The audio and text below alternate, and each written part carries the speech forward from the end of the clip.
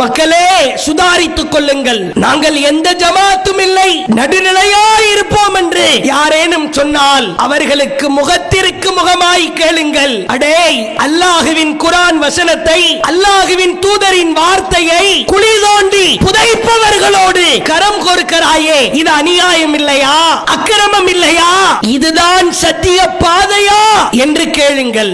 சத்திய பாதையிலே பயணிக்கிற பொழுது நாம் நிம்மதியாய் இருக்க முடியாது, மகிழ்ச்சியாய் இருக்க முடியாது, சந்தோஷமாய் வாழ முடியாது. தாக்குதல்கள் நடத்தப்படும். கல்யாணம் அப்படின்னா டார்ச்சர், கல்யாணம் இல்ல ஜனாசா, அதுலயும் டார்ச்சர். அடக்கம் செய்ய விட மாட்டார்கள், கடுமையாக எதிர்ப்பார்கள். இன்னமும் அந்த கேவலமான வியாதி ஜனாசாவை வைத்து பிரச்சனை செய்கிற நிகழ்வுகள் நடந்தேறுவதை பார்க்கிறோம். தௌஹீத்வாதிகளே, சத்திய பாதையிலே பயணிப்போரே, பொறுத்துக் கொள்ளுங்கள், சகித்துக் கொள்ளுங்கள். உங்கள் சத்திய பாதையிலே உறுதியாயிருங்கள். இன்ஷா அல்லாஹ் இதுவரைக்கும் ஏகத்துவ முழக்கம் முழங்கியதை விட சத்திய பாதை இன்னும் வீரியமாய், ஒரு முஸ்லிம் வீடு கூட விடுபடாமல், ஒரு முஸ்லிம் சகோதர சகோதரி கூட விடுபடாமல் அத்துணை நபர்களிடத்திலும் அல்லாஹ்வின் பாதையாய் இருக்கிற இந்த சத்திய பாதையை வெறித்தனமாய் கொண்டு போய் சேர்க்க கடமைப்பட்டிருக்கிறோம். சத்திய பாதையிலே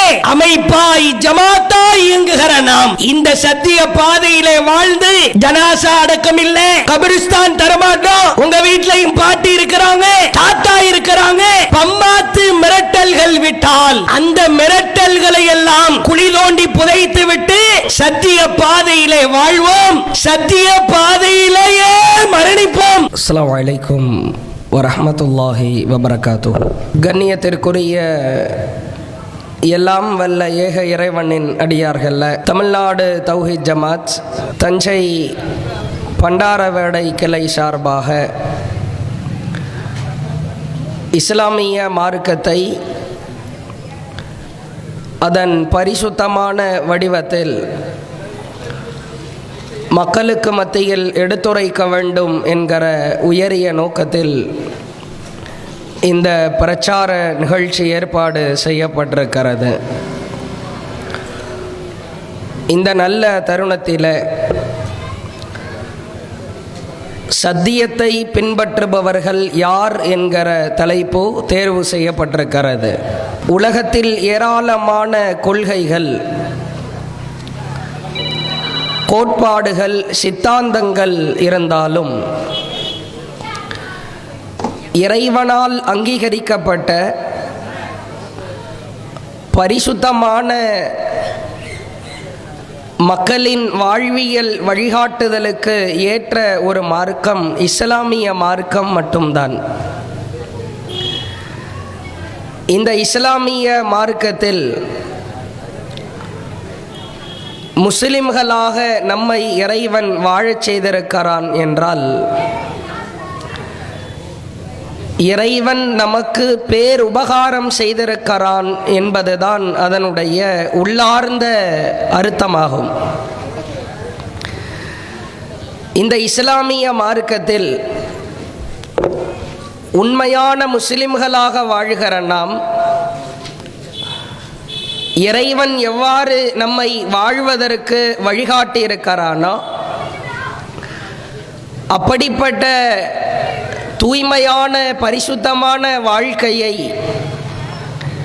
நம்முடைய வாழ்க்கையில் மிளிரும் போதுதான் இறைவனின் நேசத்தை பெற்றவர்களாக நாம் மாற முடியும். நபி தோழர்களை பின்பற்றுகிறோம் என்கிற கொள்கையில் உள்ளவர்கள் சத்தியத்தில் பயணிக்கிறார்களா, அல்லது இஸ்லாமிய பெயரை வைத்துக்கொண்டு அரசியலில் களம் காண்கிற எம்எல்ஏ எம்பி சீட்டுகளுக்கு ஆளாய் பறக்கிற அவர்கள் சத்தியத்தில் பயணிக்கிறார்களா, அல்லது நாங்கள் எந்த அமைப்பையும் சாராதவர்கள் நடுநிலைவாதிகள் என்று ஒரு கூட்டம் சொல்லிக் கொள்வார்கள். இந்த நடுநிலைவாதிகளும் ஒரு பெருங்கொண்ட கூட்டத்தை சேர்த்து தலைவர், செயலாளர், பொருளாளர் என்று தங்களுக்கு மத்தியிலே நிர்வாகத்தை பகிர்ந்து கொள்வார்கள்.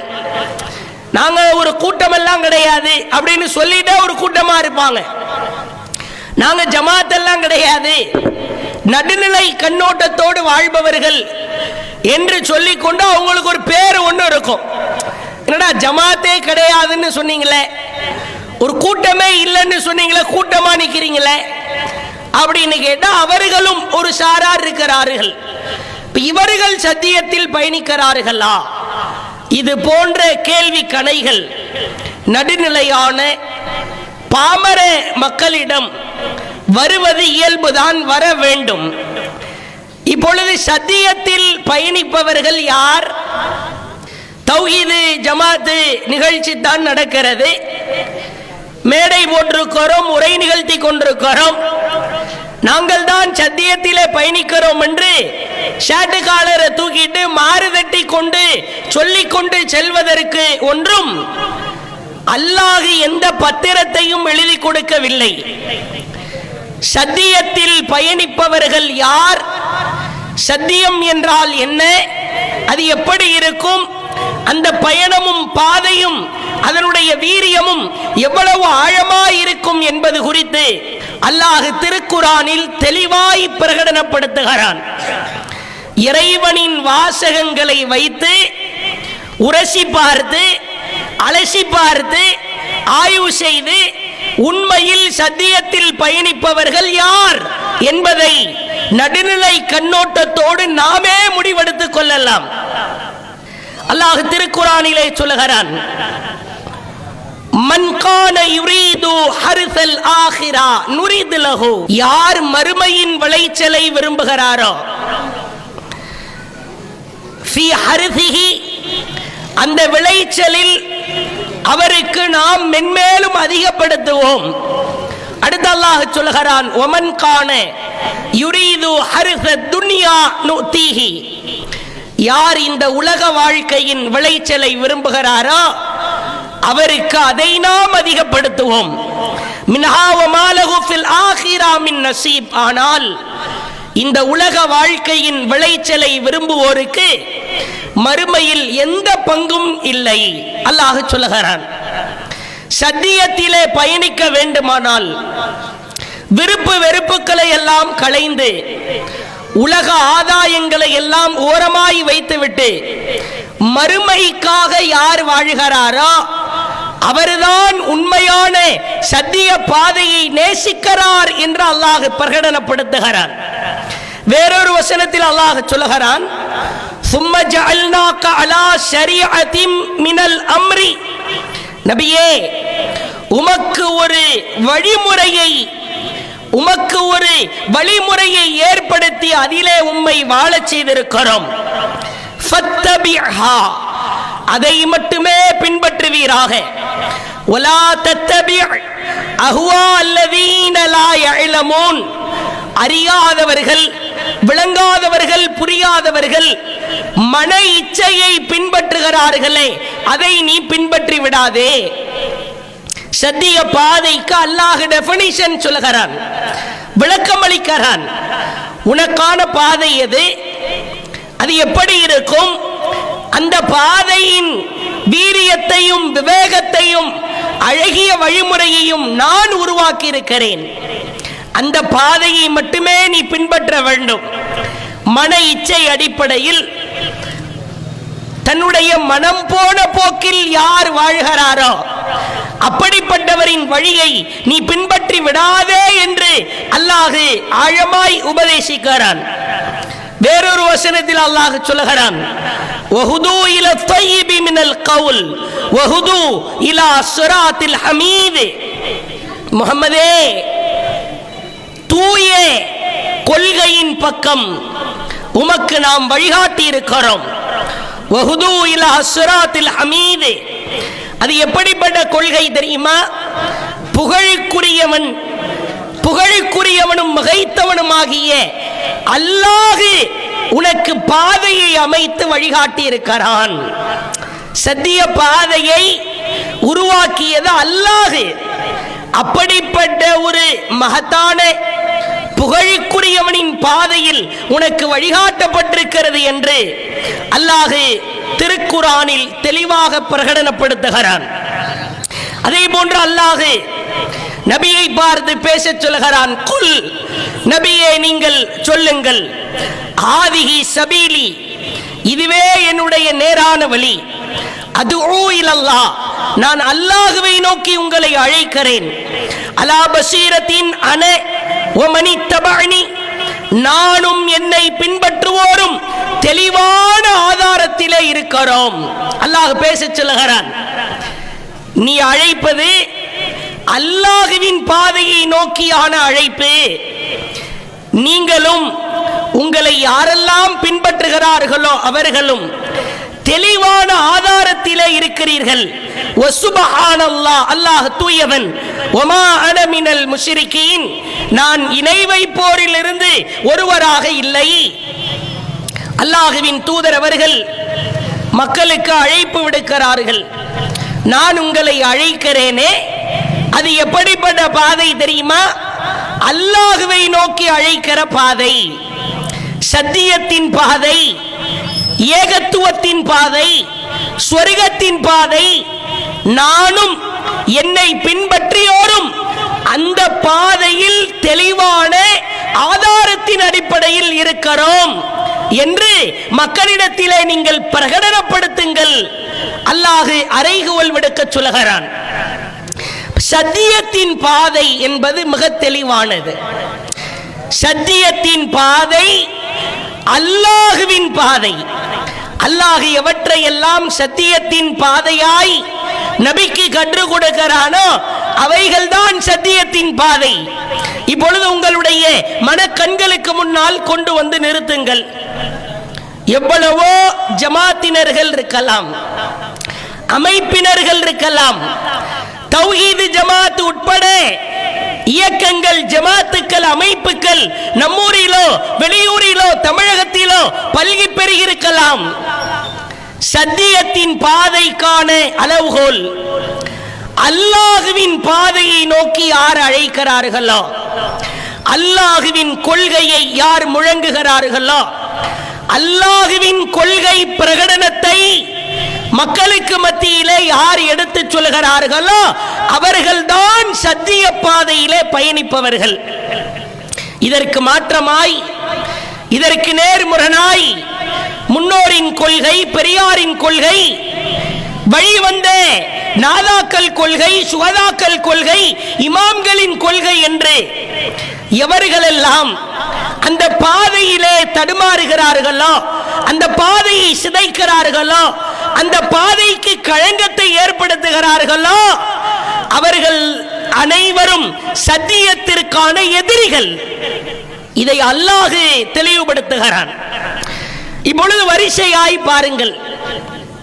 இறைவனுக்கு இணை கற்பிக்கிற ரபியுல் அவ்வல் மாதத்தில் மௌலூது என்கிற பெயரால், மீலாது என்கிற பெயரால் எத்துணை பெரிய அவதூறுகள், கட்டுக்கதைகள், பொய்ப்பித்தலாட்டங்கள் மக்களுக்கு மத்தியிலே எடுத்துரைக்கப்படுகிறது என்பதை தோலுரித்து காட்டினார்கள். சற்று ஆழமாய் சிந்தித்து பாருங்கள்.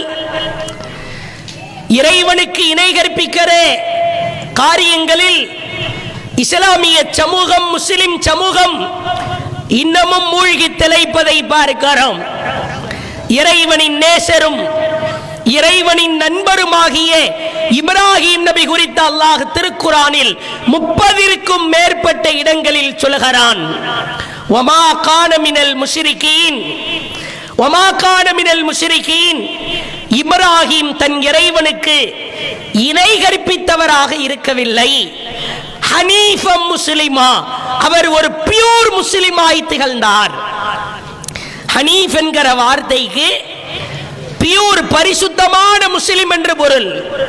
இப்ராஹிம் தன் இறைவனுக்கு பரிசுத்தமான முஸ்லிமாய் வாழ்ந்தார், பியூர் முஸ்லிமாய் வாழ்ந்தார்.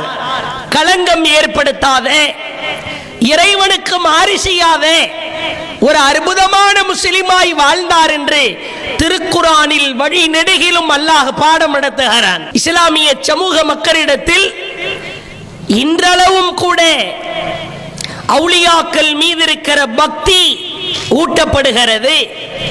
வலிமார்கள் இறை நேசர்கள் என்கிற பெயரால் அவர்களிடத்திலே உதவி தேடலாம், அவர்களிடத்திலே கையேந்தலாம்.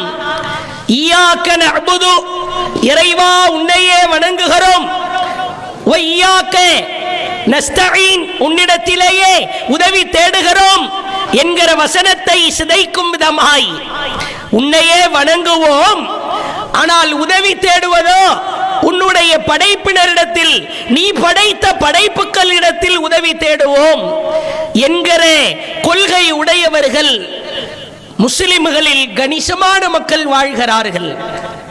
புரிய மறுக்கிறார்கள், சிந்தனைகளில் புரிந்து கொள்வதற்கு தவறுகிறார்கள். அல்லாஹ் திருக்குர்ஆனில் ஏராளமான வசனங்களிலே சொல்கிறான், இறைவன் அடுக்குகிறான். மக்களை பார்த்து அல்லாஹ் காஃபிர்கள் என்று பெயரிடுகிறான். மக்காவில் வாழ்ந்தவர்களுக்கு காஃபிர்கள் என்று பெயர் வந்ததற்கான காரணம் என்ன தெரியுமா? அவர்கள் அல்லாஹ்வை மறுக்கவில்லை, அவர்கள் அல்லாஹ் ஒருவன் இல்லை என்று சொல்லவில்லை. அல்லாஹ் திருக்குர்ஆனிலே பிரகடனப்படுத்துகிறான், முஹம்மதே, மக்கா காஃபிர்களை பார்த்து நீங்கள் கேளுங்கள், வலையின் சஅல்தஹும் மன் நஸல மினஸ் ஸமாஇ மாஆ, வானத்திலிருந்து மழையை பொழிவிப்பவன் யார் என்று அவர்களிடத்தில் நீங்கள் கேளுங்கள்.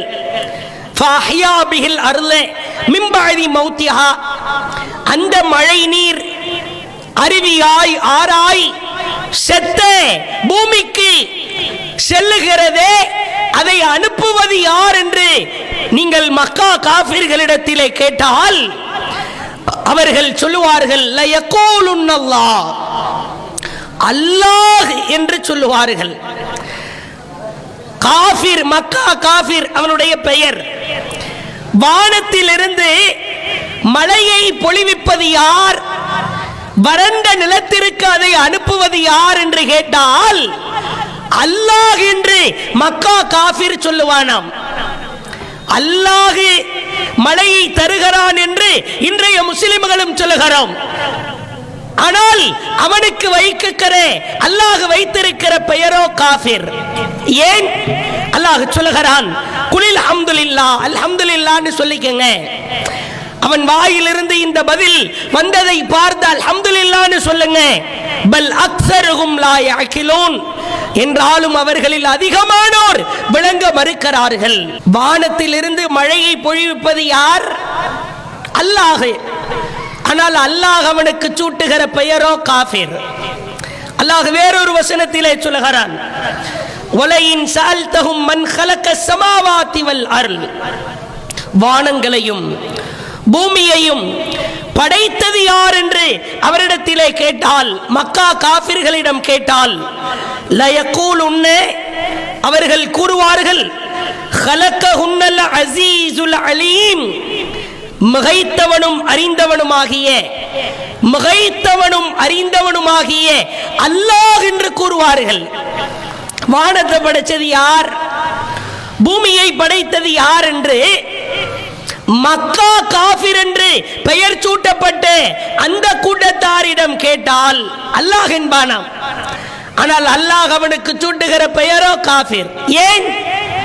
அல்லாஹ் பின்னால் பதில் சொல்கிறான், மக்கா காஃபிர்களிடம், நபியே நீங்கள் கேட்டு பாருங்கள், வலையின் சஅல்தஹும் மன் ஹலகஹும், எல்லாத்தையும் விட ஒன்ன படைச்சது யார்? உன்னையும் உன் மனைவி மக்கள் உன் பெற்றோர்கள் இவர்களை எல்லாம் படைத்தது யார்? லயகூலுன்னல்லாஹ், அல்லாஹ் என்று கூறுவானாம். ஃபன்னா யுஃபகூன், பிறகு எப்படி அப்பா திசை திருப்பப்படுகிறாய்? உன்னை படைத்தது யார் என்று நம்மிடத்தில் கேட்டாலும் அல்லாஹ் என்போம். மக்கா காஃபிர்களிடம் கேட்கப்படுகிற பொழுது அல்லாஹ் என்கிறான். பிறகு எதற்கு அவனுக்கு அல்லாஹ் காஃபிர் என்று பெயர் சூட்டினான்? வானத்தை படைத்தது யாரு? அல்லாஹ். பூமியை படைத்தது யார்? அல்லாஹ். மழையை பொழிவிப்பது யார்? அல்லாஹ். சஹர ஷம்ஸ வல் கமர, சூரியனையும் சந்திரனையும் வசப்படுத்தி வைத்திருப்பவன் யார்? அல்லாஹ். அட உன்னை படைத்தது யார்? அல்லாஹ். அல்லாஹ் அல்லாஹ் அல்லாஹ் என்று அனைத்திற்கும் உரிமையாளராய் கொண்டு போய் நிறுத்துகிற அந்த அல்லாஹுவை முன்னிறுத்தினால் அல்லாஹ் அவர்களுக்கு சூட்டுகிற பெயரோ காஃபிர். என்ன காரணம்? அல்லாஹுவே பதில் சொல்லுகிறான். இவனுக்கு ஏன் காஃபிர் என்கிற பட்டத்தை சூட்டினேன் தெரியுமா? எல்லாத்தையும் அல்லாஹ் அல்லாஹ் என்று சொன்னால்தான், நீ சொன்னாய்தான். ஆனால் வயஅபுதூன மின் தூனில்லாஹ் மா லா யதுர்ருஹும் வலா யன்ஃபஉஹும், அவர்களுக்கு எந்த நன்மையும் செய்ய முடியாத, எந்த தீங்கும் செய்ய முடியாத அல்லாஹ் அல்லாதவர்களை வணங்கினார்கள். சத்திய பாதை எங்கே புரள்கிறது என்று பாருங்கள். நீ அல்லாஹ் அல்லாஹ் என்று 1000 பொருளை சொல்லலாம், படைத்தவனுக்கான உரிமையை கொடுக்கலாம். ஆனால் எந்த நன்மையும் செய்யாத, எந்த தீங்கும் செய்ய இயலாத அல்லாஹ் அல்லாதவர்களை நீங்கள் வணங்கினீர்கள், அவர்கள் வணங்கினார்கள். சொல்லிவிட்டு அல்லாஹ் சொல்லுகிறான், ஏண்டா எந்த நன்மையும் செய்யாத, எந்த தீங்கும் செய்யாத அல்லாஹ் அல்லாதவர்களை வணங்குகிறீர்களே ஏன் என்று கேட்டால் அவர்கள் கூறுவார்களாம், வயகூலுன ஹாஉலாஇ ஷுஃபஆஉனா இன்தல்லாஹ், இவர்கள்தான் அல்லாஹ்விடத்தில் எங்களுக்காக சிபாரிசு செய்வார்கள். எப்படிப்பட்ட வார்த்தை என்று பாருங்கள்.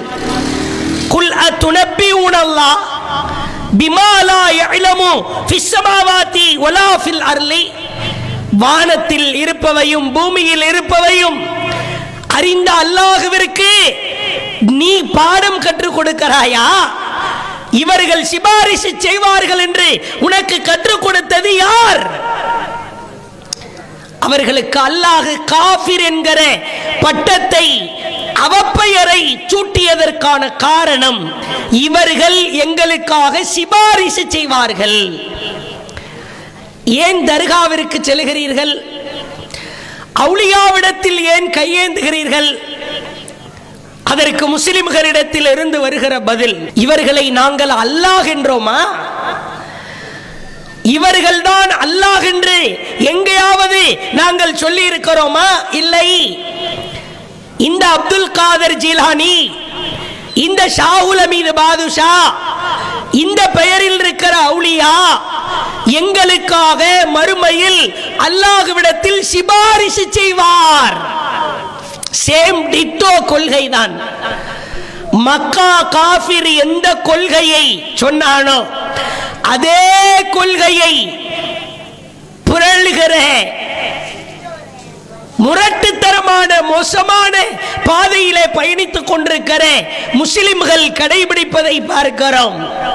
சற்று ஆழமாய் சிந்தித்து பாருங்கள்.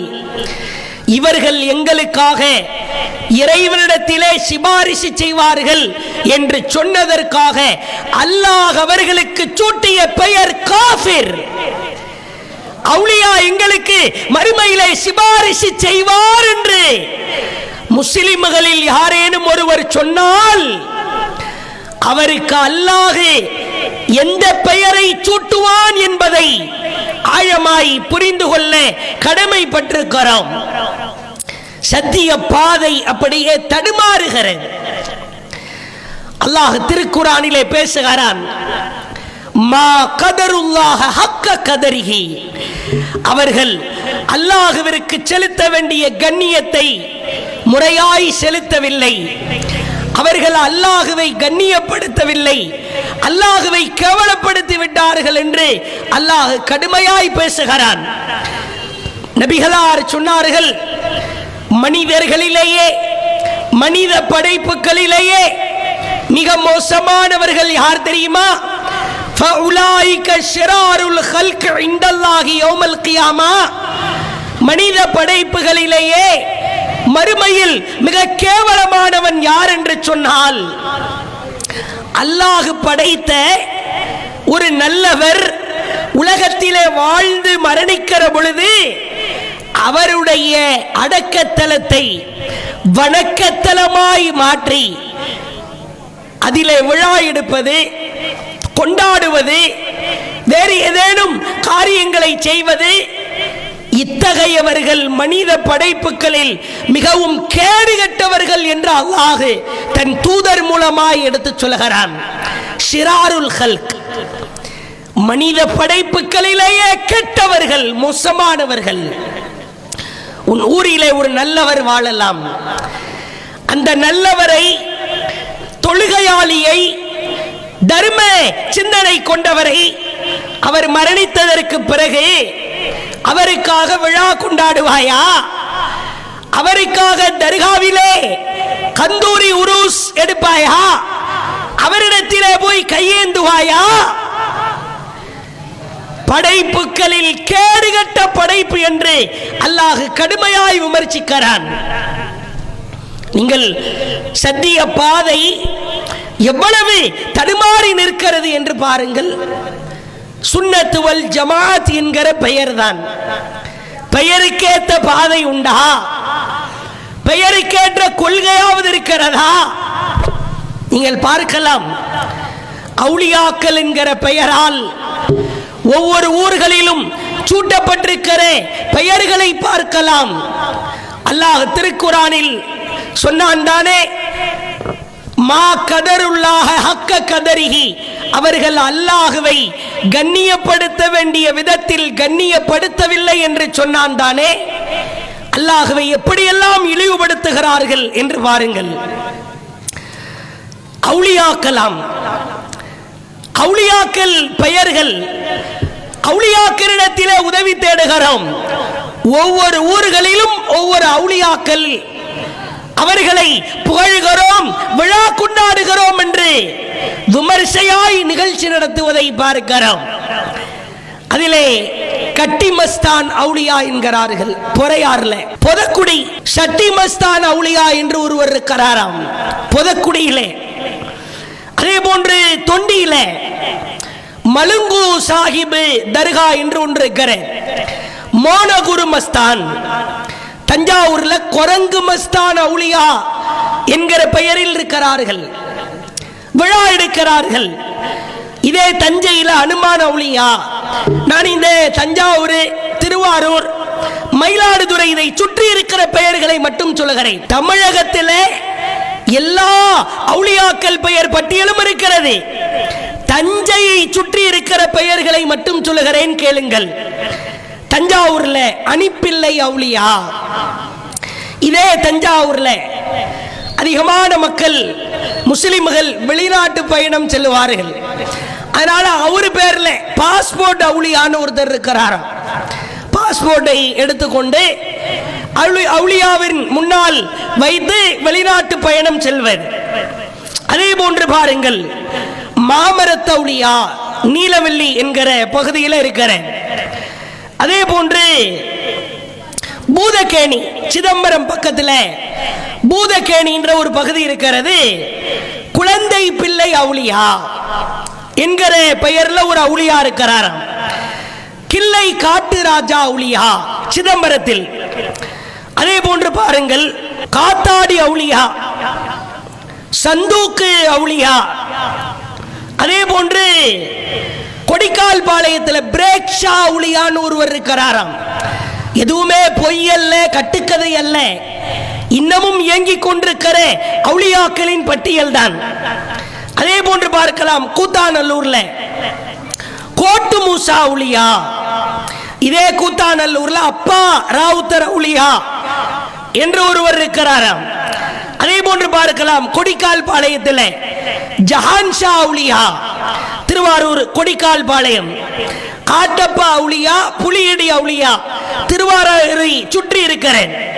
காரைக்கால்ல கப்படா சாஹிப் அவுலியா என்கிற பெயரில் ஒருவர் இருக்கிறாராம்.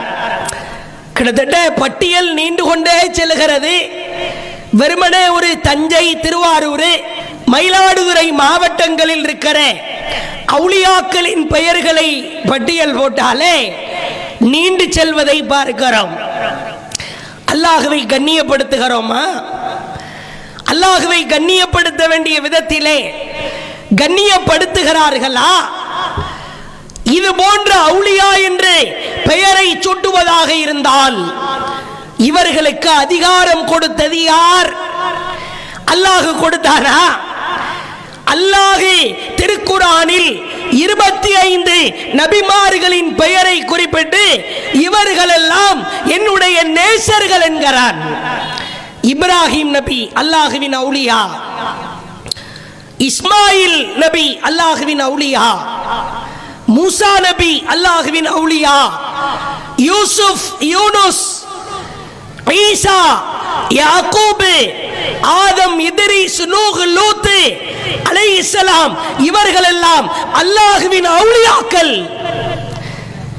இதை தாண்டி ஒருவரை அவுலியா என்று சொல்வதாக இருந்தால் இது மாதிரி ஒவ்வொரு ஊர்களிலும் அவுலியா என்று முடிவு செய்வது சத்திய பாதையா? ஒருவரை இறை நேசர் என்று சொல்வதாக இருந்தால் அதை அல்லாஹ் சொல்லி இருக்க வேண்டும், அல்லது அல்லாஹுவின் தூதர் ஹதீஸ்களின் மூலமாக இவரெல்லாம் இறை நேசர். நாகூர்ல ஒருத்தர் வருவாரு, முஹைதீன் அப்துல் காதர் ஜிலானின்னு பேர் வைக்கப்படும், அவர் அல்லாஹ்வுடைய இறை நேசர் என்று வகையில இருக்க வேண்டும். சத்திய பாதையா இல்லையா என்பதை நீங்களே முடிவு செய்யுங்கள். அதே மாதிரி அடுத்து பாருங்க, சில அமைப்பினரை நாம் பார்க்கிறோம். தௌஹீது பேசுகிறோம் என்கிற பெயரால் நாங்களும் தௌஹீத்வாதிகள் தான் என்கிற பெயரால் சில ஜமாத்து அமைப்பினர் இருப்பதை பார்க்கிறோம். வெளிப்படையில் தௌஹீது, ஓரிரை கொள்கை இவைகளை எல்லாம் நாங்கள் எடுத்துச் சொல்கிறோம் என்கிற பெயர் அளவில் இருந்தாலும் உள்ளே ஆழமாய் அதை எடுத்து பார்த்தால் மார்க்கத்திற்கு முரணான, குர்ஆன் ஹதீஸுக்கு எதிரான பல்வேறு விதமான கொள்கைகள் அவர்கள் பேசுகிற, தௌஹீது பேசுகிற அந்த மக்களிடத்திலே நிலவுவதை பார்க்கிறோம். உதாரணத்திற்கு சொல்வதாக இருந்தால், நபித்தோழர்களை பின்பற்றுவது மார்க்கம்தான். அல்லாஹுவை எப்படி பின்பற்ற வேண்டுமோ, அல்லாஹுவின் தூதர் நபிகளாரை எப்படி பின்பற்ற வேண்டுமோ அதே போன்று நபி தோழர்களை பின்பற்றுவது அது இஸ்லாம், அது மார்க்கம். சலஃப் என்கிற பெயரால் இளைஞர்களை மூளைச்சலவை செய்கிற, சில தௌஹீது பேசுகிறோம் என்று சொல்லுகிற சில நபர்கள் திரிவதை பார்க்கிறோம். இது சத்திய பாதையா? சிந்தித்து பாருங்கள். இது சத்திய பாதைக்கான அளவுகோலா? அல்லாஹ் திருக்குர்ஆனில் 100க்கும் மேற்பட்ட இடங்களில் தெளிவாய் பிரகடனப்படுத்துகிறான். ஏராளமான வசனங்கள் அல்லாஹ் பேசுகிறான். சலஃப் என்கிற வார்த்தைக்கு பொருள் என்ன? சலஃப் என்றால் முந்தி சென்றவர்கள் என்று பொருள். சலஃபு சாலிஹீன் என்கிறார்கள். முந்தி சென்ற நல்லவர்களின் கொள்கையை கடைபிடித்து வாழ வேண்டும் என்கிறார்கள். அவர்களுக்கு மத்தியிலேயே ஒரு குழப்பம். முந்தி சென்ற நல்லவர்கள் என்றால் சஹாபாக்களை பின்பற்ற வேண்டும். சஹாபாக்களுக்கு அடுத்த காலகட்டத்தில் வாழ்கிற தாபீன்களை பின்பற்ற வேண்டும். தாபீன்கள் காலத்திலே வாழ்ந்த தபஉ தாபீன்களை பின்பற்ற வேண்டும். இந்த 3 தலைமுறையினரையும் பின்பற்ற வேண்டும் என்று சொல்லி சலஃப் கொள்கையை சார்ந்தவர்கள் மக்களுக்கு மத்தியிலே பிரச்சாரம் செய்கிறார்கள். சலஃப் என்றால் முந்தி சென்றவர்கள் என்று பொருள். அப்படியா? வஹி என்றால் என்ன? நபி தோழர்களை பின்பற்றுவதற்கு பெயர் வஹியா? அல்லாஹ் ஏதாவது ஒரு இடத்தில் நபியை பின்பற்றுவது போன்று நபி தோழர்களையும் பின்பற்ற வேண்டும் என்று ஏதாவது ஒரு இடத்தில் அல்லாஹ் கற்றுக் கொடுத்தானா? ஆதாரம் உண்டா? ஏன் இப்படி மக்களை மடைமாற்றம் செய்ய வேண்டும்?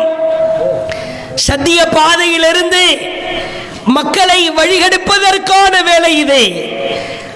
அல்லாஹ் திருக்குர்ஆனில் பல்வேறு வசனங்களிலே சொல்கிறான், ஒமை யுத்இல்லாஹ வ ரசூல், யார் அல்லாஹ்வையும் அவன் தூதரையும் மட்டும் கட்டுப்பட்டு கீழ்ப்படிந்து வாழ்கிறாரோ அவர்கள் ஃபஉலாயிக மஅல்லதீன அன்அமல்லாஹு அலைஹிம் மினன் நபியீன் வஸ்ஸித்தீகீன் வஷ்ஷுஹதாஇ வஸ்ஸாலிஹீன். அல்லாஹ்விற்கும் அவன் தூதருக்கும் மட்டும் யார் கீழ்ப்படிந்து வாழ்கிறாரோ அவர்கள் நபிமார்களோடு இருப்பார்கள், உண்மையாளர்களோடு இருப்பார்கள், உயிர் தியாகிகளோடு இருப்பார்கள், வஸ்ஸாலிஹீன் நல்லவர்களோடு இருப்பார்கள். அல்லாஹ் பயன்படுத்துகிற வாசகம். அல்லாஹ்விற்கு கீழ்ப்படிந்து வாழ், அல்லாஹ்வின் தூதருக்கு கட்டுப்பட்டு வாழ வேண்டும். இப்படி நீ வாழ்ந்தால் உனக்கான இடம் எது தெரியுமா? நபிமார்களோடு, உயிர் தியாகிகளோடு, உண்மையாளர்களோடு, நல்லவர்களோடு இருக்கிற பாக்கியத்தை அல்லாஹ் தருவான். சொல்லிவிட்டு அல்லாஹ் சொல்லுகிறான், வஹஸுன உலாயிக ரஃபீகா, இவர்கள்தான் சிறந்த தோழர்கள், சிறந்த நண்பர்கள். சலஃப் கொள்கையை பிரச்சாரம் செய்கிற சகோதரர்களே, இந்த இடத்தில் நபித்தோழர்களை பின்பற்ற வேண்டும் என்று அல்லாஹ் சேர்த்து சொல்லி இருக்க வேண்டுமா இல்லையா? அல்லாஹுவின் ரசூல் இவர்கள் இருவரை தவிர மார்க்கத்திற்கான பின்பற்றுவதற்கான தகுதி வேறு யாருக்குமே கிடையாது. அல்லாஹ் வேறொரு வசனத்திலே சொல்லுகிறான், وَمَن يُطِعِ اللَّهَ وَرَسُولَهُ, அல்லாஹ்விற்கும் அவன் தூதருக்கும் யார் கட்டுப்பட்டு வாழ்கிறாரோ فَأُولَٰئِكَ هُمُ الْفَائِزُونَ, இவர்கள்தான் பிரம்மாண்டமான வெற்றியாளர்கள். சலஃப் கொள்கையை பிரச்சாரம் செய்கிற அன்பர்களே, உங்களுக்கு வெற்றி வேண்டுமா? சத்திய பாதை எதுவென்று தெரிய வேண்டுமா? அல்லாஹ்விற்கும் அவன் தூதருக்கும் மட்டும் கட்டுப்பட்டு வாழ்ந்தால் உனக்கான வெற்றி என்பது பிரகாசமானது. அல்லாஹ் எடுத்துரைக்கிறான். வேறொரு வசனத்தில் அல்லாஹ் சொல்லுகிறான், وَمَن يُطِعِ اللَّهَ وَرَسُولَهُ, யார் அல்லாஹ்விற்கும் அவன் தூதருக்கும் கட்டுப்பட்டு வாழ்கிறாரோ யுத்கிலுல் ஜன்னாத்தின் தஜ்ரி மின் தஹ்திஹல் அன்ஹார், அவர் சொர்க்கத்தில் இருப்பார். அந்த சொர்க்கத்தின் கீழ் ஆறுகள் ஓடும். அந்த சொர்க்கத்திலே நிரந்தரமாயிருப்பார். ஒமையத்தவல்லா, ஸலஃப் கொள்கையை சார்ந்த அன்பர்களே காது கொடுத்து கேளுங்கள். அல்லாஹ்விற்கும் அவன் தூதருக்கும் மாற்றமாய் வேறு ஒரு வழியை யார் தேர்வு செய்கிறாரோ, ஒமையத்தவல்லா, யார் புறக்கணிக்கிறாரோ, யுஅذிபஹு அதாபன் அலீமா, அல்லாஹ் துன்புறுத்துகிற கடுமையான வேதனையால் அவரை தண்டிப்பதாய் திருக்குரானில் பயங்கரமான எச்சரிக்கை விடுக்கிறான். நபி தோழர்களை பின்பற்ற வேண்டும் என்கிறீர்களே, மக்களிடத்திலே பிரச்சாரம் செய்கிறீர்களே, இதற்கு என்ன ஆதாரம்? நபி தோழர்களை பின்பற்ற வேண்டும் என்று அல்லாஹ் தன் தூதர் மூலமாக எடுத்து சொன்னானா? ஏன் இப்படிப்பட்ட சத்திய பாதையை பிரளச் செய்கிற வகையில், தடுமாறச் செய்கிற வகையில் வளர்கிற இளைஞர்களை மூளைச்சலவை செய்வதற்கான நோக்கம் என்ன? இப்படி சொல்லுகிற பொழுது நம்மை பார்த்து விமர்சிப்பார்கள். இவர்கள் நபித்தோழர்களை திட்டக்கூடியவர்கள், சஹாபாக்களை அவமதிப்பவர்கள், சஹாபாக்கள் இவங்களுக்கு பிடிக்காது, எரியோ அப்படியே என்றெல்லாம் சொல்லி நம்மீது அவதூறை சுமத்துவார்கள். ஒரே ஒரு விஷயத்தை ஆழமாய் புரிந்து கொள்ளுங்கள். நபி தோழர்கள், சஹாபாக்கள் அல்லாஹ்வின் பார்வையிலே மிகச்சிறந்தவர்கள். அவர்களின் கால் தூசி அளவிற்கு கூட நம்மால் வர இயலாது.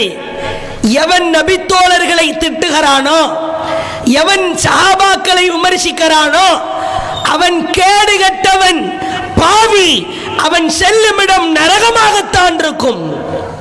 இதிலே எல் முனையளவு சந்தேகம் இல்லை.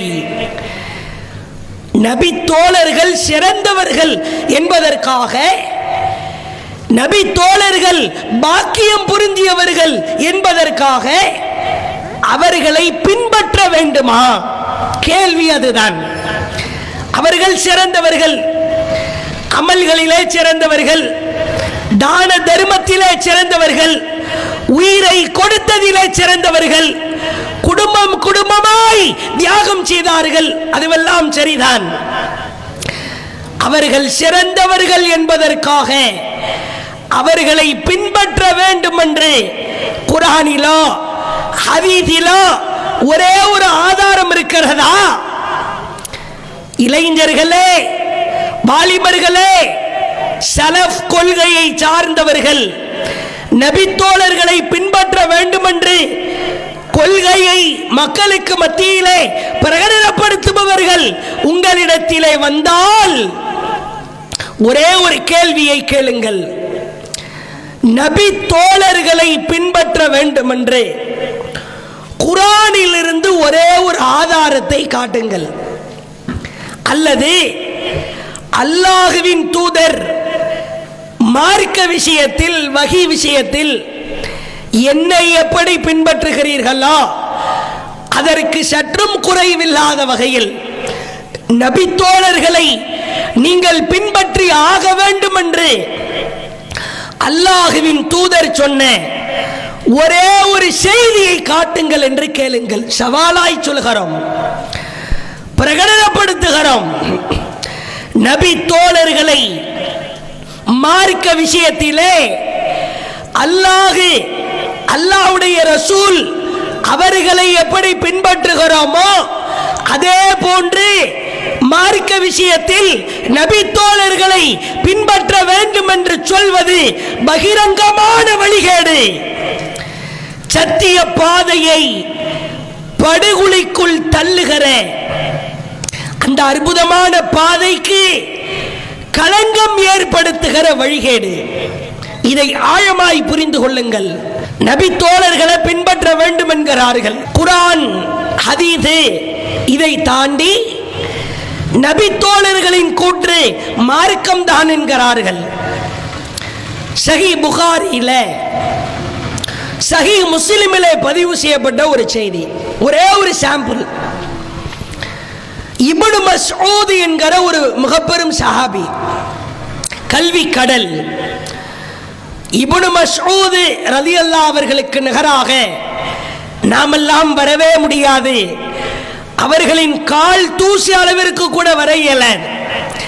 அப்படிப்பட்ட மிகச்சிறந்த சஹாபி இந்த இப்னு மஸ்ஊத் ரலியல்லாஹு அவர்கள் தொழுகையிலே நிற்கிறார்கள். இவர்களுக்கு அருகிலே இவர்களின் மாணவர்கள் இருவரும் நிற்கிறார்கள். தொழுகையிலே நிற்கிற பொழுது தக்பீர் கட்டுகிறார். சூரா ஃபாத்திஹா, துணை சூரா ஓதப்பட்டு அல்லாஹு அக்பர் என்று ருக்குவுக்கு செல்கிறார். ருக்கு நிலையில் இரண்டு உள்ளங்கைகளையும் மூட்டுக்களை வைத்து பிடிக்க வேண்டும் என்பது ஹதீஸ். சிறு பிள்ளைக்கு கேட்டாலும் தெரியும். பச்சை பையன், சின்னோண்டு பாப்பா பள்ளிவாசலுக்கு வருகிற பொழுதுதான் வீட்டில அத்தா அம்மா தொழுகையை பார்த்து பார்த்து ரெண்டு உள்ளங்கையும் மூட்டுக்களை பிடிச்சுக்குவாங்க. சட்டம் அதுதான், சுன்னா அதுதான். ஆனால் இப்னு மஸ்ஊத் ரலியல்லாஹு அவர்கள் தொழுகையிலே நிற்கிற பொழுது இரண்டு உள்ளங்கைகளையும் இரண்டு கைகளையும் எடுத்து இரண்டு தொடைகளுக்கு உள்ளே சொருகிக் கொள்கிறார். அப்படி பிடிச்சுக்கிறேன். இவங்க பக்கத்தில் வலப்புறமும் இடப்புறமும் ரெண்டு மாணவர்கள் நின்று தொழுகிறாங்க. அந்த ரெண்டு மாணவர்களும் ரசூலுல்லாஹ்வுடைய சுன்னா அடிப்படையில் மூட்டுக்களை பிடிச்சிட்டு நிற்கிறாங்க. இப்ப இப்னு மஸ்ஊத் ரலியல்லாஹு அவர்கள் அந்த வலப்புறமும் இடப்புறமும் நிற்கிற 2 மாணவர்களின் கைகள்ல டப்பு டப்புன்னு அடிக்கிறாங்க ஓங்கி. அப்படின்னா என்ன அர்த்தம்? ஏண்டா கையை எடுத்து மூட்டுல வச்சிருக்கிறீங்க, தொடைக்குள்ளதான வச்சுக்கணும். ஆரம்பத்தில் 2 கைகளும் ருக்குவிலே தொடைக்குள் இருந்ததாக சட்டம் இருந்தது என்று சில இமாம்கள் சொல்றாங்க. சட்டம் இருந்ததோ இல்லையா, அல்லாஹ்வின் தூதர் சல்லு கமார ஐத்துமுனி உசல்லி, என்னை எவ்வாறு தொழ கண்டீர்களோ அவ்வாறே நீங்கள் தொழ வேண்டும் என்றார்கள். 2 கைகளையும் அல்லாஹ்வின் தூதர் ருக்குவிலே நிற்கிற பொழுது மூட்டுக்களை பிடித்தார்களா, தொடைகளுக்குள் வைத்துக் கொண்டார்களா? மூட்டுக்களை பிடித்தார்கள். இப்ப அல்லாஹ்வுடைய தூதர் அவர்களின் பாதை மூட்டுக்களை பிடித்தார்கள் என்று வருகிறது. இப்னு மஸ்ஊத் நபி தோழரின் வழி தொடைகளுக்குள் வைத்துக் கொண்டார் என்று வருகிறது. சலஃப் கொள்கையை பின்பற்றுகிற சகோதரர்களே, மனம் திறந்து கேட்டு பாருங்கள். நபி தோழர்களை மார்க்க விஷயத்தில் பின்பற்ற வேண்டும் என்கிறீர்களே, நீங்கள் நபிகளார் ருக்குவிலே செய்த மூட்டுக்களை பிடிப்பீர்களா, இப்னு மஸ்ஊத் செய்த தொடைகளுக்குள் கைகளை வைத்துக் கொள்வீர்களா? 2 பாதை இருக்குது. சத்திய பாதை எது? கேள்வி எழுப்புகிறோம். நபிகளார் எவ்வாறு தன் கரங்களை மூட்டுக்களை பிடித்தார்களோ அதுதான் சத்திய பாதை. இளைஞர்களே, இந்த செய்தி சஹீஹ் புகாரியில 790 790வது செய்தியாக இருக்கிறது. எளிமையான எண்ணுதான். 790 790வது செய்தியாக சஹீஹ் புகாரியில் இருக்கிறது. படித்து பாருங்கள். நபி தோழர்களை பின்பற்றுவது மார்க்கம் என்று சொன்னால் இப்னு மஸ்ஊதை பின்பற்ற முடியுமா? இப்னு மஸ்ஊத் என்னை விட, தௌஹீத் ஜமாத்தை விட, உலகத்திலே வாழ்கிற முஸ்லிம்களை விட பன்மடங்கு சிறப்பிற்குரியவர். அதில் மாற்று கருத்து இல்லை. அவர் மகத்தானவர், அல்லாஹ்வின் அருளை பெற்றவர். ஆனால் மார்க்கம் என்று வந்துவிட்டால் நீ யாரை பின்பற்ற வேண்டும்? இப்னு மஸ்ஊதையா, இப்னு உமரையா, அபூபக்கர் அவர்களையா, உமர் ரலியல்லாஹு அவர்களையா? யாரை பின்பற்ற வேண்டும்? மார்க்க விஷயம் என்று வந்துவிட்டால்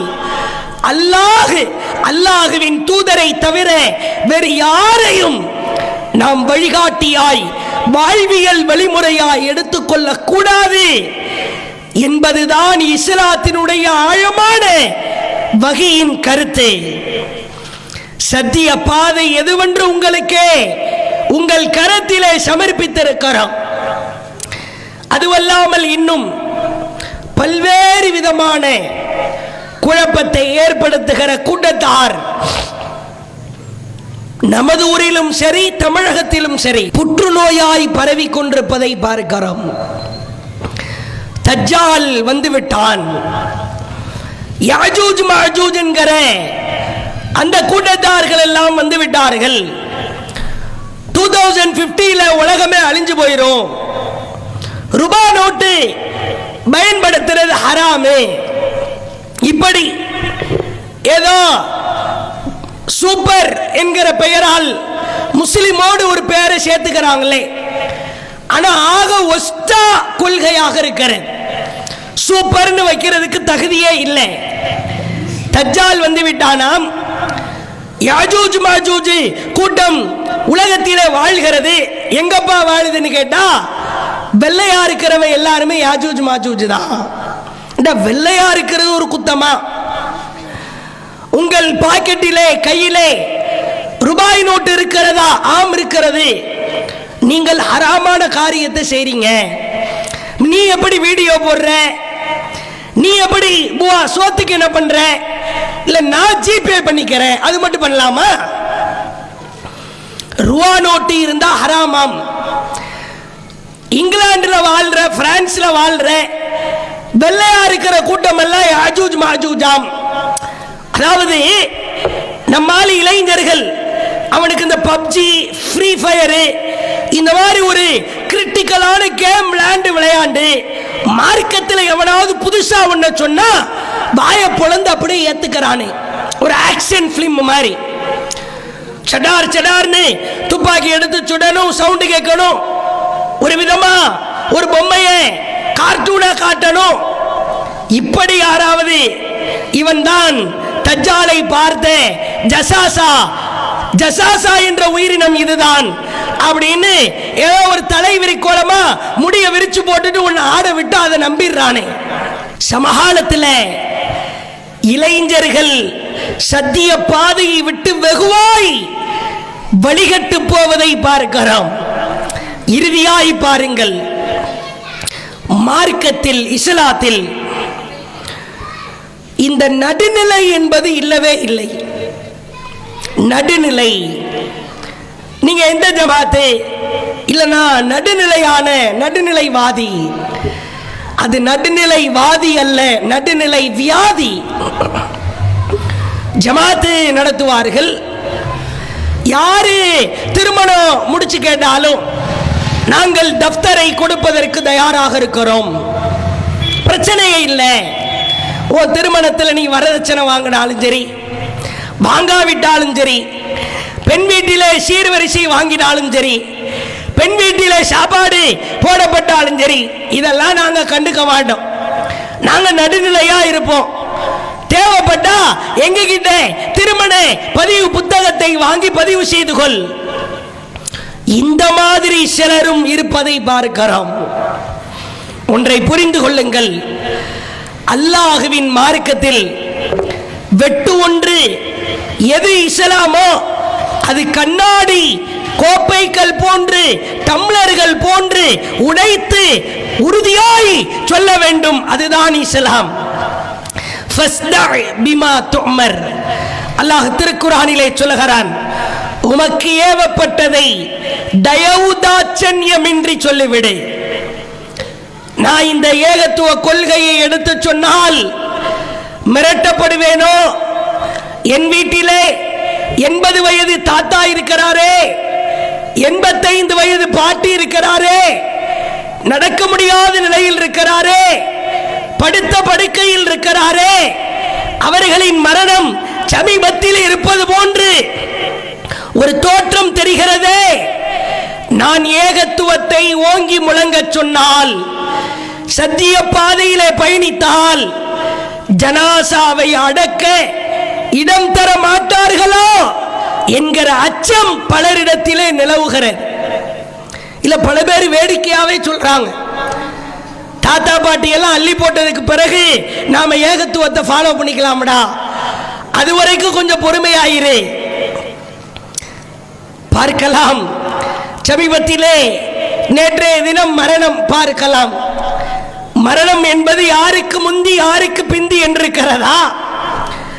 உடல்நிலை சரியில்லாதவரை பார்க்க சென்று விட்டு திரும்புபவர்கள் வீடு திரும்பவில்லை. குடும்பத்தோடு 5 நபர்களும் கபிரிஸ்தானுக்குத்தான் சென்றிருக்கிறார்கள். தாத்தா பாட்டி அள்ளி போடுறதுக்கு முன்னாடி அல்லாஹ் நம்மளை அள்ளி போடணும்னு விதியாக எழுதியிருந்தால் அவ்வளவுதான். இந்த நடுநிலை கண்ணோட்டத்தோடு யாரு மனசு நோகக்கூடாது. அதனால எல்லாத்தையும் நான் சமரசம் செய்து கொள்வேன் என்று இருந்தால், அல்லாஹ்வின் மார்க்கத்தில் சத்திய பாதையிலே சமரசம் என்பது கிடையவே கிடையாது. அல்லாஹ்வின் வசனங்கள் கேலி செய்யப்பட்டு அல்லாஹ்வின் வார்த்தைகள் குழி தோண்டி புதைக்கப்படுகிற ஒரு சபைக்கு சமரசம் தேவையா?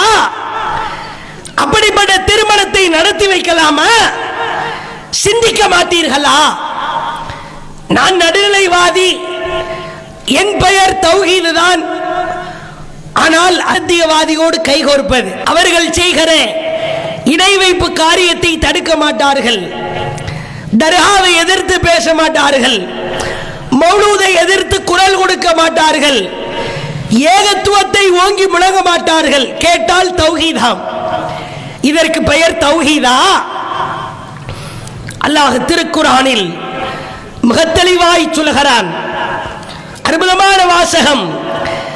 நயவஞ்சகர்கள், நடுநிலை வேடதாரிகள், அவர்களிடத்திலே நீங்கள் அல்லாஹுவின் பக்கம் வாருங்கள், அல்லாஹுவின் தூதரின் பக்கம் வாருங்கள் என்று அவர்களிடத்திலே அழைப்பு விடுத்தால் அவர்கள் சொல்லுவார்களாம், நாங்கள் ஒற்றுமையை பேணப் போகிறோம்.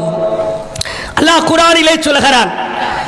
சூரா நிசா 4வது அத்தியாயம் 61 62 வசனங்களில் அல்லாஹ் சொல்கிறான், இலாமா அன்ஸலல்லாஹ் வ இலர் ரசூல், நீ அல்லாஹ்வை நோக்கி வா, அல்லாஹ்வின் தூதரை நோக்கி வா என்று அழைத்தால் அவர்கள் சொல்லுவார்கள், இன் அரதுனா, அல்லாஹ் மீது சத்தியமிட்டு சொல்வார்கள், இல்லா இஹ்சான வ தௌஃபீகா, நாங்கள் நல்லதையும் ஒற்றுமையையும் தான் செய்கிறோம். எப்படிப்பட்ட அற்புதமான வாசகம் என்று பாருங்கள். போடுவது இரட்டை வேடம், அல்லாஹ்வை நோக்கி வா,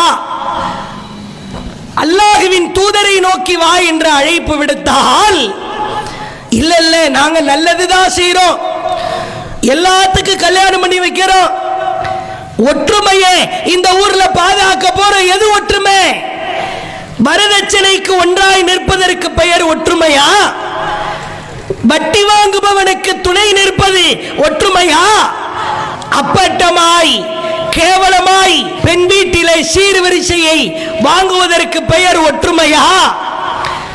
இறைவனுக்கு இணை கற்பிக்கிற மௌலூது ஓதுபவர்களையும் அவுலியாக்கள் என்கிற பெயரால் அல்லாஹ்வின் ஆற்றலை கொடுப்பவர்களையும் அவர்களோடு இணங்கி நிற்பதற்கு பெயர் ஒற்றுமையா? எது ஒற்றுமை?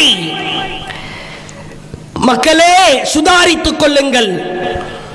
நாங்கள் எந்த ஜமாத்தும் இல்லை, நடுநிலையாய் இருப்போம் என்று யாரேனும் சொன்னால் அவர்களுக்கு முகத்திற்கு முகமாய் கேளுங்கள். அடே, அல்லாஹுவின் குர்ஆன் வசனத்தை, அல்லாஹுவின் தூதரின் வார்த்தையை குழி தோண்டி புதைப்பவர்களோடு கரம் கோர்க்கிறாயே, இது அநியாயம் இல்லையா? அக்கிரமம் இல்லையா? இதுதான் சத்திய பாதையா என்று கேளுங்கள். இறுதியாய் சத்திய பாதையிலே பயணிக்கிற பொழுது நாம் நிம்மதியாய் இருக்க முடியாது, மகிழ்ச்சியாய் இருக்க முடியாது, சந்தோஷமாய் வாழ முடியாது. பலமுறை தாக்குதல்கள் நடத்தப்படும். கல்யாணம் அப்படின்னா டார்ச்சர். சரி, கல்யாணம் இல்லை, ஜனாசா அப்படின்னா அதுலயும் டார்ச்சர். அடக்கம் செய்ய விட மாட்டார்கள், கடுமையாக எதிர்ப்பார்கள். அதிலும் குறிப்பாக இன்னமும் அந்த கேவலமான வியாதி ஜனாசாவை வைத்து பிரச்சனை செய்கிற நிகழ்வுகள் நடந்தேறுவதை பார்க்கிறோம். தௌஹீத்வாதிகளே, சத்திய பாதையிலே பயணிப்போரே, காது கொடுத்து கேளுங்கள். அல்லாஹுவின் தூதரிடத்திலே ஒரு சில நபித்தோழர்கள் வருகிறார்கள். யா ரசூலல்லாஹ், மார்க்கத்தை கடைபிடிக்கிற பொழுது கடுமையான சோதனைகளை சந்திக்கிறோம். அல்லாஹுவின் தூதர் படுத்திருந்தவர்கள் வெடுக்கென்று எழுந்து நின்றார்கள். எழுந்து அமர்ந்தவாறு, தோழர்களே, உங்களுக்கு முன்னால் சில மனிதர்கள் வாழ்ந்திருக்கிறார்கள், ஏகத்துவத்தை முழங்கியிருக்கிறார்கள், ஏகத்துவத்தை உயிர் மூச்சாக எடுத்து சத்திய பாதையிலே பயணித்திருக்கிறார்கள். அவர்களுக்கு கொடுக்கப்பட்ட சோதனை தெரியுமா? அவர்களின் முகம் அளவிற்கு குழி தோண்டப்பட்டு இரும்பு ரம்பத்தால் தலையிலே வைத்து 2 குறாய் பிளக்கப்படுவார்கள். சுப்ஹானல்லாஹ், சாதாரண வேதனை அல்ல. குழி தோண்டாமல் பூமிக்கு மேலே ஒருத்தனை அறுத்தா கைகால ஆட்டியாவது அந்த வேதனையை எப்படியாவது அனுபவிக்கலாம். முகமளவுக்கு குழி, கையையும் ஆட்ட முடியாது, காலையும் ஆட்ட இயலாது. மேலிருந்து அறுக்கப்படுமாம் இரும்பு ரம்பத்தால். 2 கூறாய் பிளக்கப்படுகிற பொழுதும் அவர்கள் தங்களின் சத்திய விடவில்லை. பிறகு சொன்னார்கள், இரும்பு சீப்புக்கள் கொண்டு வரப்பட்டு அந்த இரும்பு சீப்புக்களால் சதைக்கும் எலும்புகளுக்கும் நடுவிலே தலை சீவுகிற பிளாஸ்டிக் சீப் அல்ல, தங்க சீப் அல்ல, இரும்பு சீப்பு.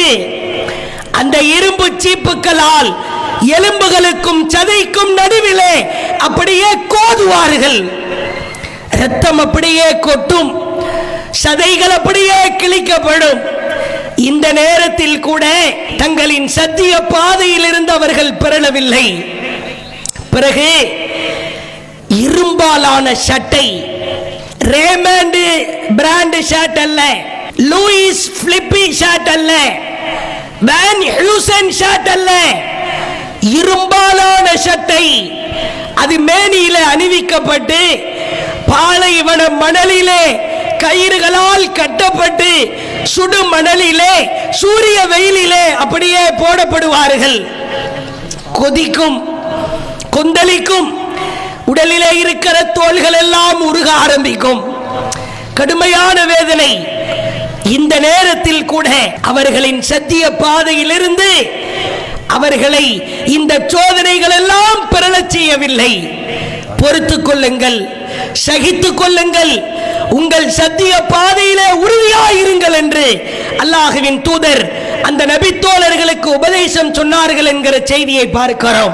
இன்ஷா அல்லாஹ் இதுவரைக்கும் ஏகத்துவ முழக்கம் முழங்கியதை விட சத்திய பாதை இன்னும் வீரியமாய் ஒரு முஸ்லிம் வீடு கூட விடுபடாமல், ஒரு முஸ்லிம் சகோதர சகோதரி கூட விடுபடாமல் அத்துணை நபர்களிடத்திலும் அல்லாஹ்வின் பாதையாய் இருக்கிற இந்த சத்திய பாதையை வெறித்தனமாய் கொண்டு போய் சேர்க்க கடமைப்பட்டிருக்கிறோம்.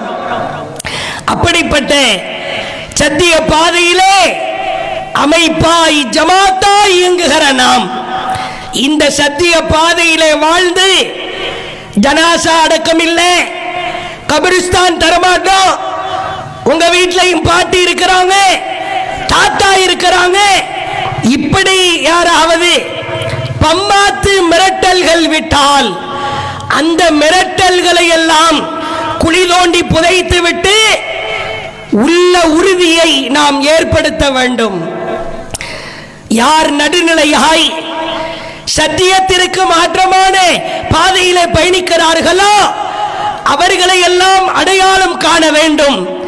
இன்ஷா அல்லாஹ் இதுவரைக்கும் கொண்டு போய் சேர்த்த சத்திய பாதையை விட பன்மடங்கு வீரியமாய் சத்திய பாதையை நம் பகுதி முழுக்க கொண்டு போய் சேர்ப்போம் என்கிற வெறித்தன சபதத்தை ஏற்றுக்கொண்டு சத்திய பாதையிலே வாழ்வோம், சத்திய பாதையிலேயே மரணிப்போம் என்கிற ஒரு உள உறுதியை எடுத்துக்கொள்வோமாக என்று கேட்டு ஜஸாக்குமுல்லாஹு கைரா வ ஆகிரு தஅவானா அனில் ஹம்துலில்லாஹி ரப்பில் ஆலமீன். அஸ்ஸலாமு அலைக்கும் வ ரஹ்மத்துல்லாஹி வ பரகாத்துஹு. அல்லாஹு அக்பர், அல்லாஹு அக்பர்.